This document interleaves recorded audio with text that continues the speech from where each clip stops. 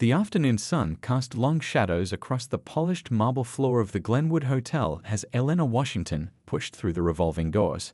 At 78 years old, her body felt every minute of the 6-hour journey she had just endured. First the cramped airplane seat, then the taxi ride through unfamiliar city streets. But none of that mattered now. In just 24 hours, she would watch her granddaughter Zoe walk across the stage to receive her college diploma, the first in their family to earn a degree. Eleanor adjusted her floral scarf and straightened her back as she approached the gleaming front desk.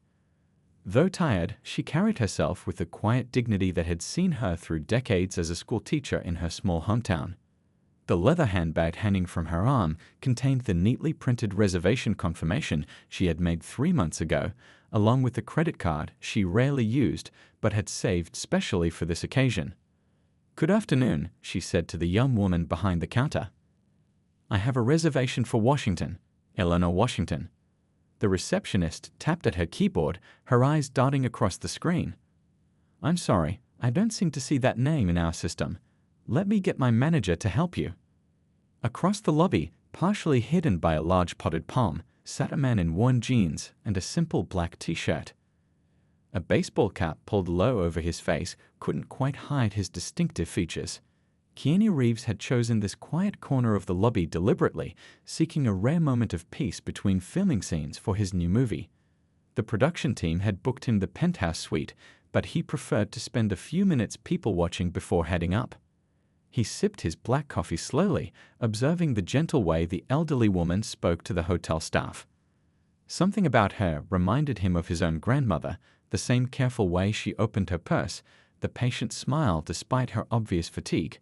Keanu had learned long ago that these quiet moments, observing ordinary life unfolding, were precious gifts in his very public existence. Eleanor pulled out her reading glasses, balancing them on the tip of her nose as she handed over her printed confirmation. "I made this reservation back in February," she explained. "My granddaughter graduates tomorrow from City University. It's quite an important day for our family." The warmth in her voice when she mentioned her granddaughter made Keanu smile behind his coffee cup. He thought about the many graduation ceremonies he had missed in his own family due to filming schedules and felt a pang of something between envy and admiration for this woman who had clearly traveled a long way to celebrate her family's milestone. He watched as a man emerged from a door behind the reception desk. The hotel manager, that much was clear from his crisp suit and the way the receptionist immediately deferred to him. Something in the manager's demeanor changed as he glanced at Eleanor. His smile remained in place, but it had hardened somehow, no longer reaching his eyes. Keanu shifted slightly in his seat, his attention fully captured by the supple shift in atmosphere. After decades in the film industry, he had developed a keen sense for authentic versus performative emotion. What he was witnessing now fell firmly into the latter category. Eleanor didn't seem to notice the change, too busy explaining her situation. "I've come all this way for my granddaughter's graduation," she was saying, her voice still level and polite. "Here's my confirmation number and credit card." The manager, Bradley Winters according to his name tag, barely glanced at the papers she offered. "I see the issue," he said, though he hadn't looked at anything that might explain a problem. "It appears we're overbooked tonight. A convention in town, you understand."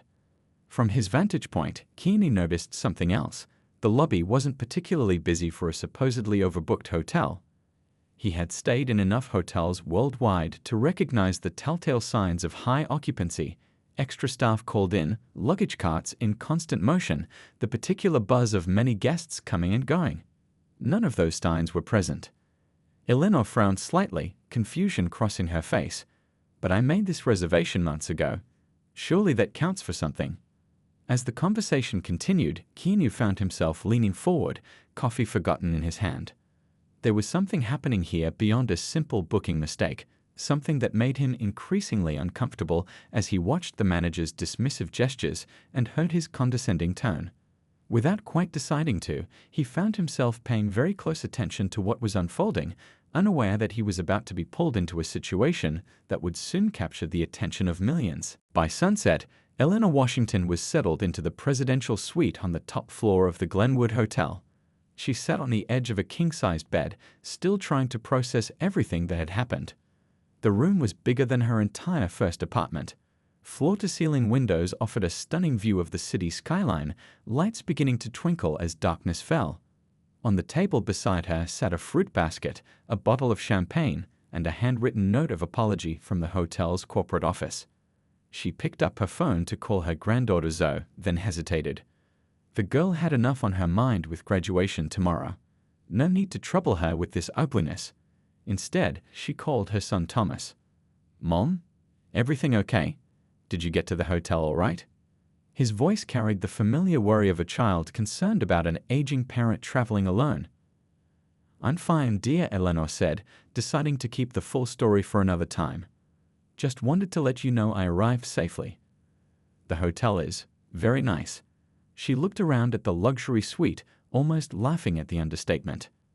Across town, in the corporate headquarters of Glenwood Hotels, an emergency meeting had been called. The boardroom was tense, executives in crisp suits watching shaky cell phone footage of the confrontation on a large screen. Lisa Chen stood at the front of the room, her presentation grim but direct. "The videos have already reached over 2 million views across social media platforms," she explained, clicking to the next slide showing mounting comments and shares. "This is trending nationally now, with hashtags including hashtag racist Glenwood and hashtag KeenofStandsUp gaining traction by the minute." The CEO, a woman in her 60s named Patricia Gonzalez, rubbed her temples. "How long has this been going on at the Central Avenue location?" "Based on our preliminary investigation, Winters has been selectively enforcing policies against certain guests for at least the past year," Lisa replied. "We've identified 27 cases through the system, but there could be more where potential guests were turned away before a digital record was created." "And none of this was caught in our regular reviews?" Patricia asked, her tone making it clear that more than one person might be looking for new employment soon. "He was careful, kept it just under the radar. His guest satisfaction scores were good, but that's because he was selectively choosing who could be a guest in the first place." A PR specialist raised his hand. "We need to get ahead of this immediately. I've drafted a statement denouncing Winters' actions, announcing his termination, and outlining steps we're taking to ensure this never happens again." Patricia nodded grimly. "Make sure it's sincere, not corporate damage control. And I want a personal apology delivered to Mrs. Washington tonight, along with lifetime diamond status in our rewards program." She paused. "Though I doubt she'll ever want to stay with us again." Meanwhile, in a coffee shop across from the hotel, Keanu Reeves sat with his baseball cap back on, though it no longer provided much anonymity. The incident had drawn attention, and occasional patrons approached for autographs, which he signed graciously before returning to his conversation. "I appreciate your help back there," he said to Lucia, the young receptionist who had spoken up. She had clocked out for her break after ensuring Eleanor was properly settled. That took courage. Lucia stirred her latte nervously.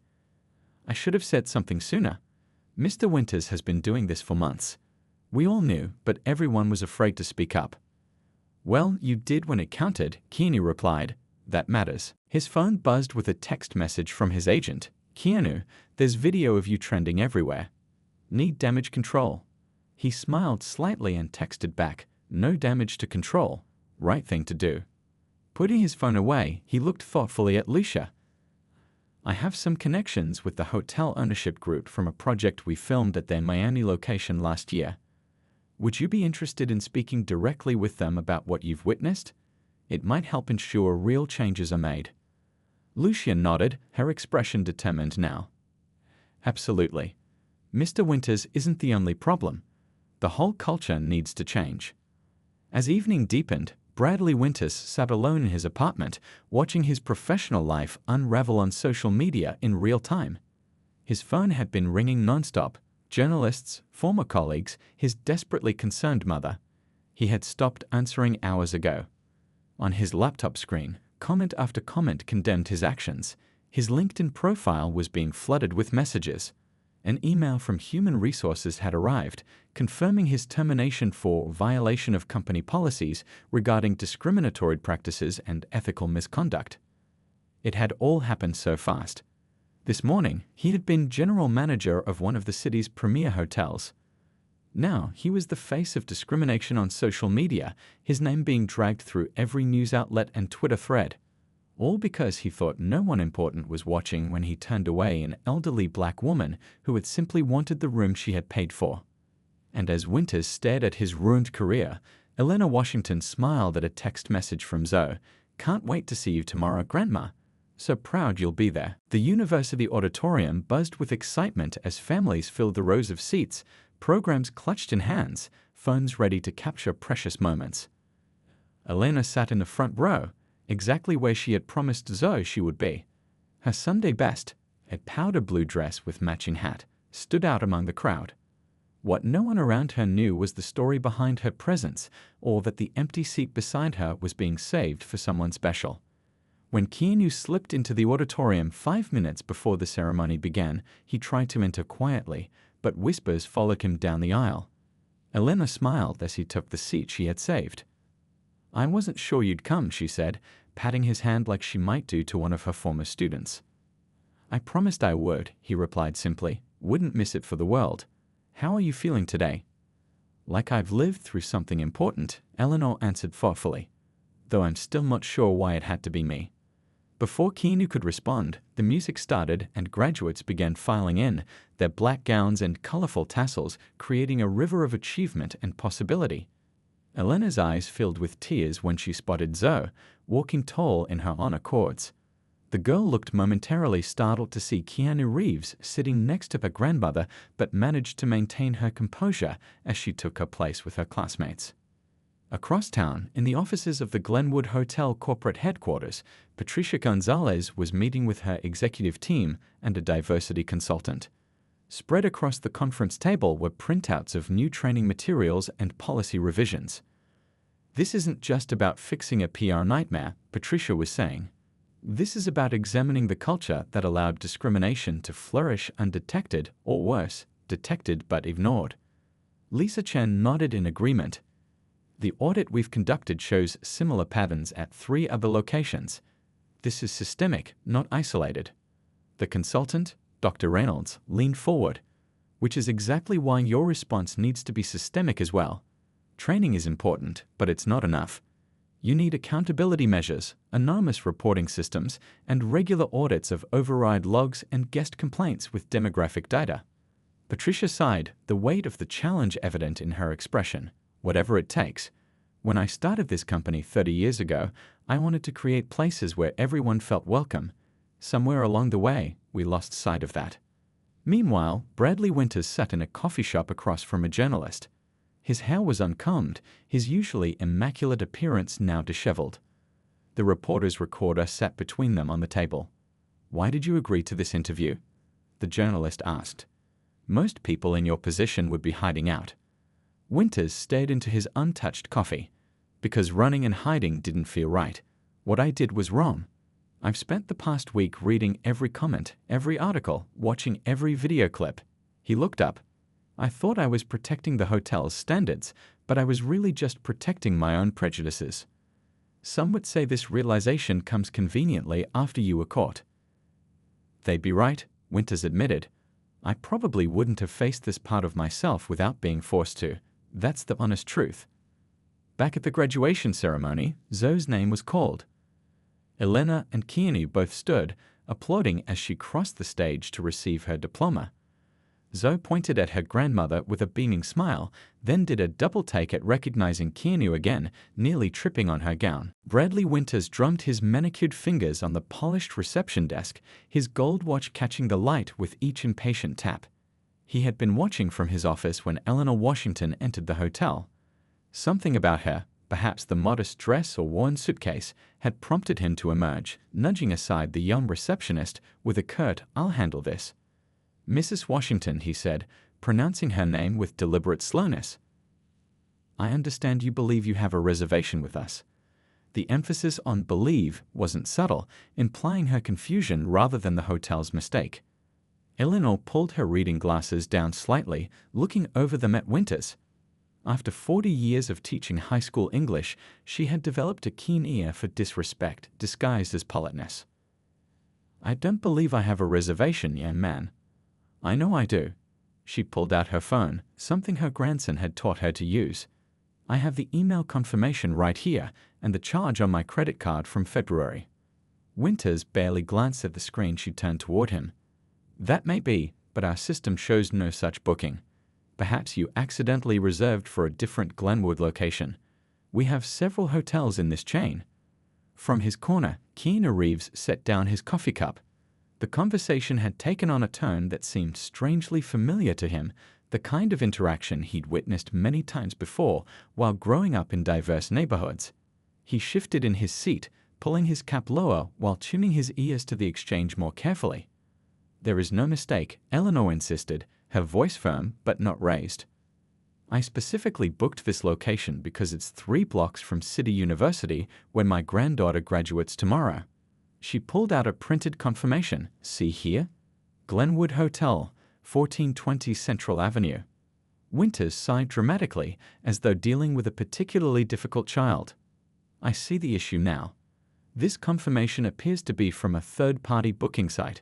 Those are notoriously unreliable. I booked directly through your website, Eleanor countered. Behind her, a line was forming. A couple in matching golf attire exchanged glances, clearly annoyed at the delay. Winters noticed them and seemed to make a decision. I'm terribly sorry, but we simply don't have a room for you tonight. We're fully booked with a dental convention. He gestured vaguely toward a sign welcoming the American Dental Association, though Keanu noticed there were remarkably few people wearing the convention badges. Perhaps the budget stay-in on Highway 15 might have availability. It's more. He paused, eyes flicking over Eleanor's simple clothes, aligned with your expectations. The couple behind Eleanor snickered. The woman whispered something to her husband, who nodded with a smirk. Eleanor's hands trembled slightly as she gathered her documents, but her voice remained steady. My expectations, Mr. Winters, were to stay at the hotel I booked and paid for 3 months ago. Nothing more, nothing less. Winters leaned forward, lowering his voice but not enough to prevent Keanu from hearing. Look, has clearly been a misunderstanding. We cater to a certain clientele here, and there are other establishments that might make you more comfortable. The implication hung in the air, heavy and unmistakable. Helena straightened her spine, the same way she had when facing down school board members who tried to cut the arts budget at her school.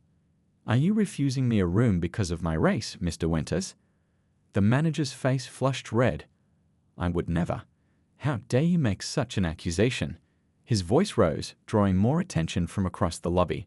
This is about a booking error, nothing more. As if on cue, the receptionist who had been hovering nearby leaned in to whisper something in Winters' ear. He nodded, a look of manufactured concern crossing his face. I've just been informed that your credit card was declined as well. So even if we did find a room, there would be payment issues to resolve. Eleanor's face showed genuine shock now. That's impossible. I specially saved for this trip. There's more than enough. Perhaps there's someone you could call, Winters interrupted. Someone more financially stable who could help you sort this out. Keanu watched as the elderly woman's dignity was being chipped away piece by piece. His jaw tightened. In the decades he'd spent in hotels around the world, he'd never seen such blatant disrespect masked as customer service. Winters glanced at his watch theatrically. I'm afraid if you can't provide alternative payment immediately, I'll need to ask you to make way for guests with confirmed reservations. The couple behind Elena stepped forward eagerly, as if on cue. The husband pulled out a platinum credit card, making sure it was visible to everyone. We have a reservation. Johnson party, he announced loudly. Ah, Mr. and Mrs. Johnson, welcome to the Glenwood. Winters beamed, his entire demeanor transforming. We've been expecting you. I have you a suite ready, the one with the view you requested. Eleanor stood frozen, clutching her bag, the reality of what was happening becoming clearer with each passing second. And across the lobby, Keanu Reeves slowly rose to his feet. The hotel lobby had grown quieter as people began to notice the singing unfolding at the front desk. Elena stood with her back straight, just as she had done thousands of times before in her classroom when she needed to command respect. But this was different. This wasn't a rowdy student or an upset parent. This was a man with power over her immediate situation, a man who had clearly decided she didn't belong. "I'd like to speak to your supervisor," Eleanor said, her voice steady despite the heat rising in her cheeks. She was no stranger to discrimination. She had lived through the civil rights movement, had seen water fountains labeled colored in her childhood. But somehow, in 2023, in this fancy hotel, it felt just as raw as it had decades ago. Winter's smile turned cruel. "I am the supervisor, Mrs. Washington. I'm the general manager of this establishment." He emphasized the word general as if it were a military rank. "And I've made my decision. We simply cannot accommodate you tonight." A young bellhop nearby lowered his eyes, clearly uncomfortable with what was happening but too afraid for his job to speak up. An older couple whispered to each other, pointing discreetly. "This is unacceptable," Eleanor said, her teacher voice finally emerging.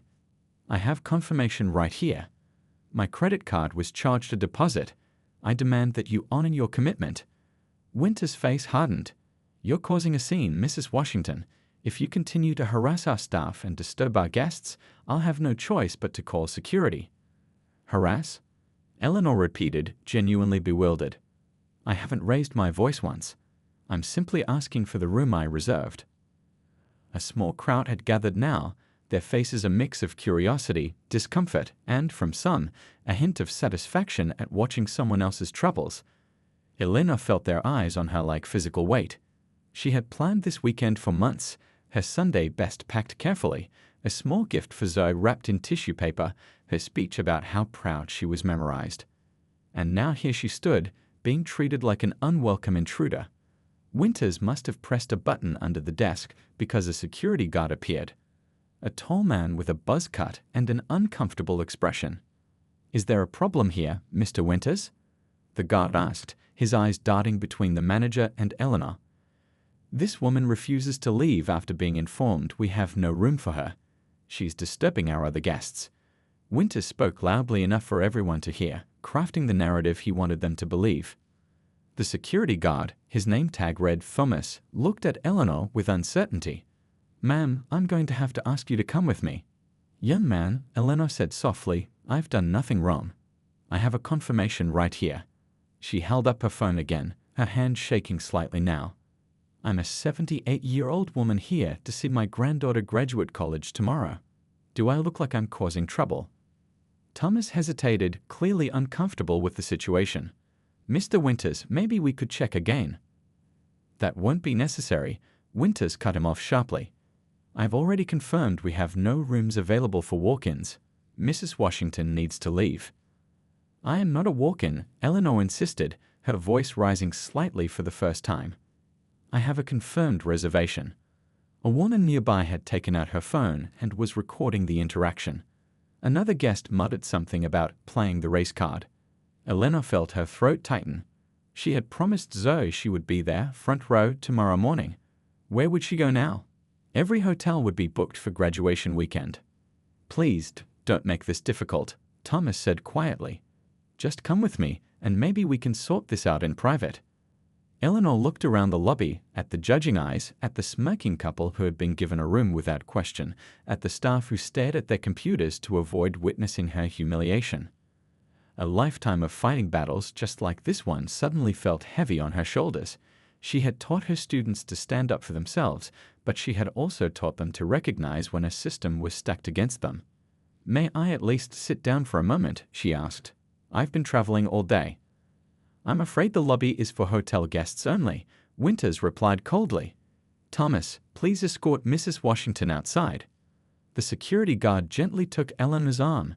She pulled away from his grasp, determined to maintain what dignity she had left. "I can walk myself out," she said, but her voice cracked slightly.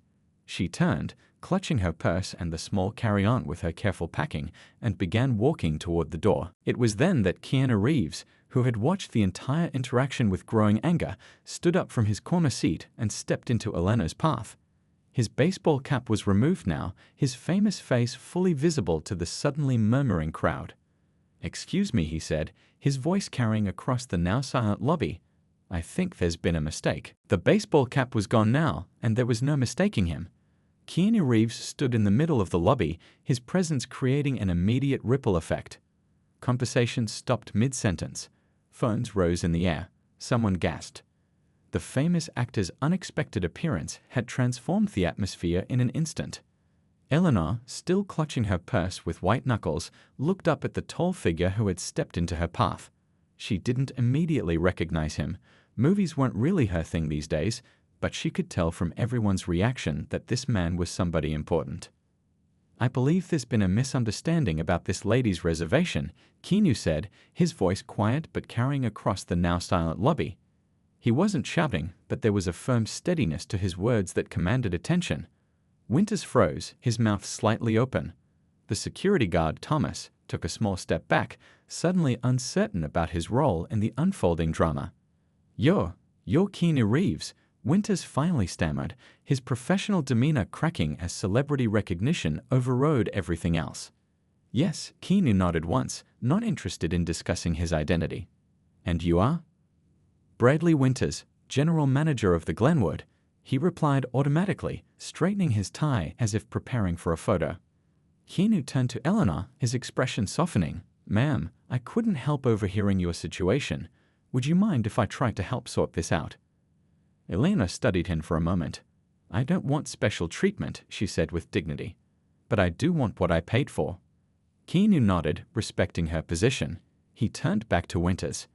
"It sounds to me like this woman has a confirmed reservation that you're refusing to honor. Is that correct?" The manager's face flushed red. "Mr. Reeves, I assure you, it's a simple misunderstanding. Our system shows no reservation, and we're completely booked for the graduation weekend." "I see," Keanu said, his tone making it clear he didn't believe a word. "And her credit card being declined. That's another misunderstanding, I suppose."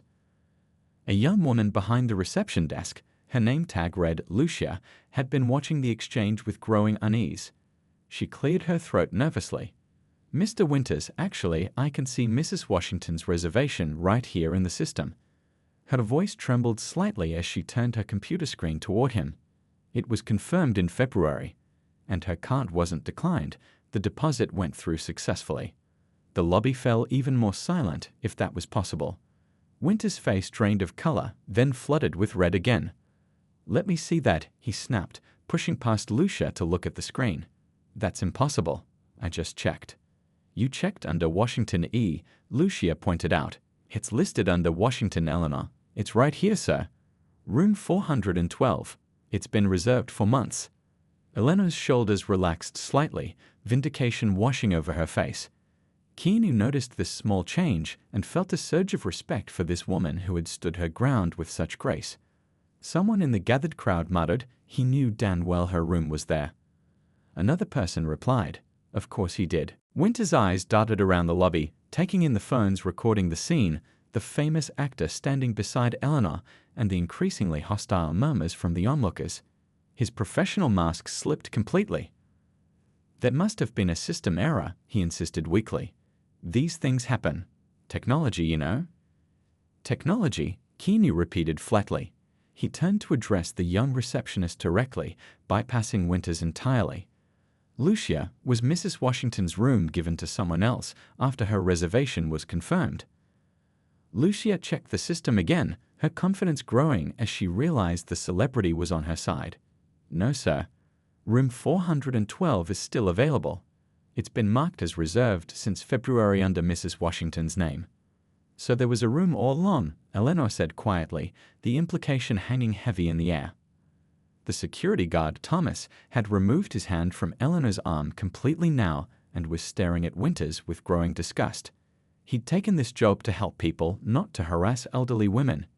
Keanu reached into his pocket and pulled out his own room key card. "I'm staying in the penthouse suite," he said, addressing everyone and no one in particular.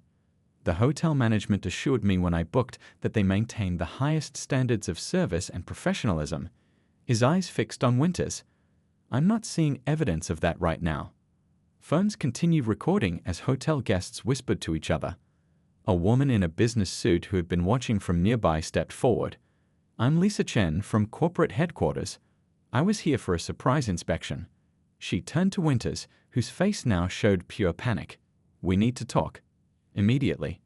Keanu gently touched Elena's shoulder. "Mrs. Washington, I believe your room is ready now." Would you allow me to escort you to the front desk to complete your check-in? Eleanor looked up at him, her eyes glistening but her voice steady. Thank you, young man. I would appreciate that very much. The crowd that had gathered in the lobby didn't disperse. If anything, it grew larger as word spread through the hotel that Keanu Reeves was standing up for an elderly woman at the front desk. Phones recorded from every angle, capturing Winter's increasingly desperate attempts to explain himself. Perhaps we could discuss this in my office, Winters suggested, tugging at his collar. Sweat beaded on his forehead despite the hotel's powerful air conditioning. I think we're fine right here, Keanu replied calmly. Mrs. Washington has been publicly embarrassed. I believe she deserves a public resolution. Lisa Chen from corporate nodded in agreement. Transparency seems appropriate at this point, Mr. Winters. Keanu turned to the young receptionist. Lucia, would you mind showing me exactly what you see on your screen? I worked at the Westfield Hotel in Toronto for a summer when I was 19. I'm somewhat familiar with booking systems. Winters stepped forward. Mr. Reeves, that's confidential.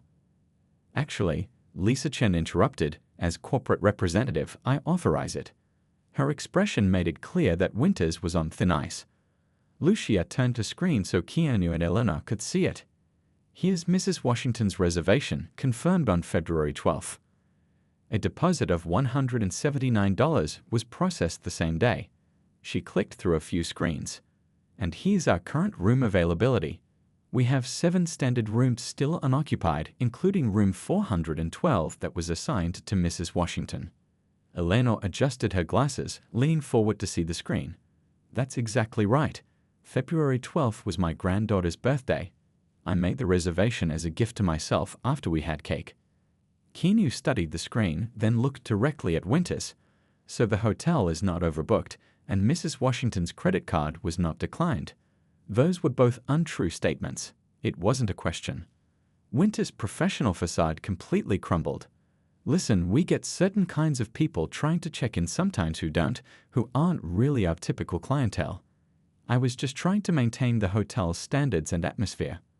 A collective gasp went up from the onlookers. Someone muttered, did he really just say that? Certain kinds of people, Keanu repeated slowly.